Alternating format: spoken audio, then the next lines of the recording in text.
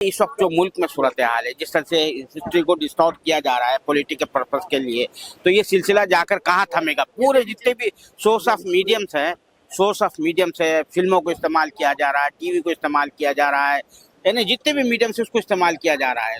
और हमारे मुल्क में जो है, आप तो जानते हैं इग्नोरेंस की क्या सिचुएशन है, तो ये सिलसिला जाके कहाँ थमेगा। देखिए, ये सिलसिला अगर चलता रहा हाँ और लोगों ने इसका विरोध नहीं किया हाँ तो ये देश के लिए बहुत खतरा है।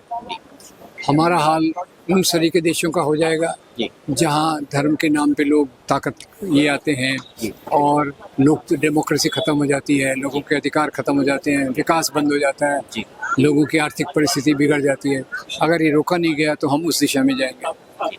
तो अब ये जो है, आप एक और एक नया पैटर्न जो ये तो पहले से चला आ रहा, तजुर्बा आरएसएस का रहा है कि जितने भी हिंदू त्यौहार होते हैं, वो त्यौहार जो है वो सैडिस्टिक प्लेजर का जरिया बन गए हैं। वो मस्जिद के पास जाएंगे, जैसा कि आपने अपनी तकरीर में भी कहा कि भाई वो हिंदू गांव बना रहे तो एक मस्जिद भी बना लीजिए। तो ये इनका जो है, यहाँ का जो इंटेलेक्चुअल क्लास है, जो पढ़ा लिखा तबका है, वो ये सब कुछ देख रहा है। नहीं, वो क्रिप्टिक साइलेंस जो है उनका। देखिए, ये साइलेंस बहुत खतरनाक है। हाँ सबसे ज्यादा देश को नुकसान पहुंचता है उन लोगों से जी जो चुप रहते हैं। जी और अभी कुछ कुछ आवाजें तो उठ रही हैं हिंदू गांव के खिलाफ। जी। कुछ हमारे जो छोटे छोटे चैनल्स हैं जी वो इन बातों को उठा रहे हैं, जी। इनका मजाक भी उड़ा रहे हैं और इसको विरोध भी कर रहे हैं। जी। और मुझे उम्मीद है इसके खिलाफ कोर्ट में भी जाना जरूरी है।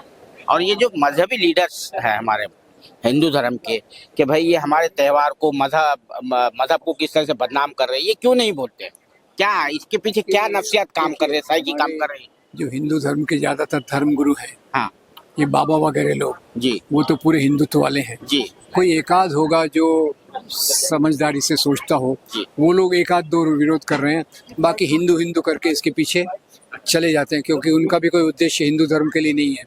पैसा कमाना, अपने मठों को सुरक्षित रखना, अपना विस्तार करना। आखिरी सवाल में आपको क्योंकि जाना है, ये इस सूरत हाल को किस तरह से काउंटर किया जा सकता है, क्योंकि जो यहाँ का जो बड़ा तबका है वो खामोश बैठा हुआ है, साइलेंस मेजॉरिटी जो है तो साइलेंट बैठी हुई है। देखिए, इसके लिए ज़रूरी ये है कि हम लोग नए वॉलंटियर्स को ट्रेन करें, उनको पूरा सच्चाई बताएं और ऐसा सरल सरल मटेरियल बनाएं जो कम्युनिटी में ले जाया जा सके। कम्युनिटी में अच्छे वीडियोस, अच्छी फिल्मों का प्रदर्शन हो, ताकि फिर लोग अपनी समझ को बदलें और इस प्रकार की चीज़ों का विरोध करके बेहतर समाज बनाएं।